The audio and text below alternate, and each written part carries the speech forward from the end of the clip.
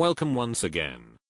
My name is Islamophobe and today I'm joined in the studio by the leader of the monster raving Labour Party and Prime Minister of the United Kingdom, Mr. Gormless Clown. Thank you for joining us, Gormless. Thank you for inviting me, Islamophobe. You're welcome.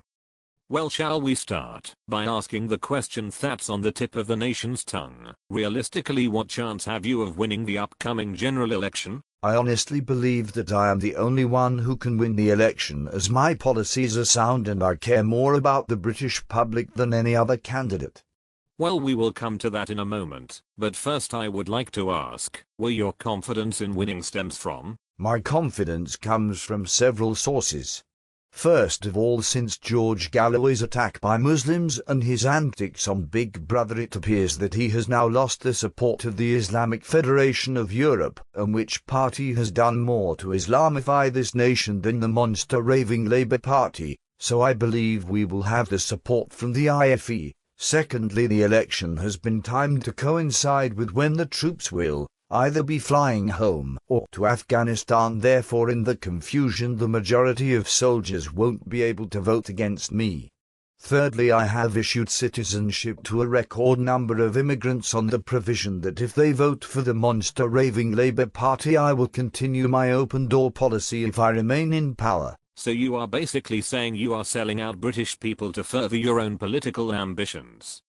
Surely as Prime Minister your primary concern is to the British citizens, not the people who couldn't give a flying toss about it. In a recent study it was found that 99.8% of new jobs created since the monster raving Labour Party came to power in 1997 have gone to immigrants. Shows that they are contributing more than the native British population. Surely record numbers of unemployment by British people show that immigration is not working, as the immigrants are taking money out of our economy to send back to family in their native lands, while the taxpayer is having to foot the bill for the unemployment benefits. Shows not only immigration is not working, but is also placing an unnecessary strain on an already crippled economy.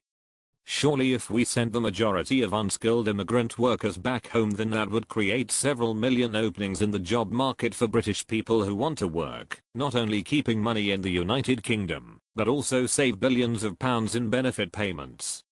I believe this would also result in a restoration of national pride, which is severely lacking in this country since your party came to power. But moving on, can I ask how you respond to allegations that, while Chancellor, you sent our troops to war ill-equipped, resulting in the loss of lives of far too many of our brave troops? I have never refused a request from our armed forces for anything they need, as I have the utmost respect for every man and woman who is serving. I'm sorry, Mr. Clown, but that is bullshit. Many of our troops have died as a result of your decision to not provide basic equipment which would have saved lives. You say you respect our troops, yet at a memorial service last year a military cross winner refused to shake your hand as a direct result of the contempt you showed at the service. You missed out the fact I misspelled a soldier's name in a condolence letter to his parents. Thank you for reminding me. Can I ask, after your gross negligence in handling our economy, your lack of charisma and your actions which can be described as nothing short of treason, how the hell did you get to become the Prime Minister of the United Kingdom, where anybody else guilty of such basic mistakes would find themselves adding to the record numbers in the unemployment line? Well, there were discussions that Jack Straw should be placed in charge, but after talking with the IFE we learned they would not allow any Muslim to vote for a Jew, and there is no way we could win the vote of the free-thinking British citizens, so we decided to bow down and take it up the Islam. So there we have it. Not only are the monster raving Labour Party a bunch of weak anti-Semitic traitors who have shown no loyalty to the average British person, but they are also influenced by the Islamic Federation of Europe, and anybody who chooses to vote for them should receive a free mental health checkup. I would wish you luck in the upcoming election, but honestly if you were to win I would put on a suicide vest and give you a very big hug. I'm Islamophobe and thank you all for watching.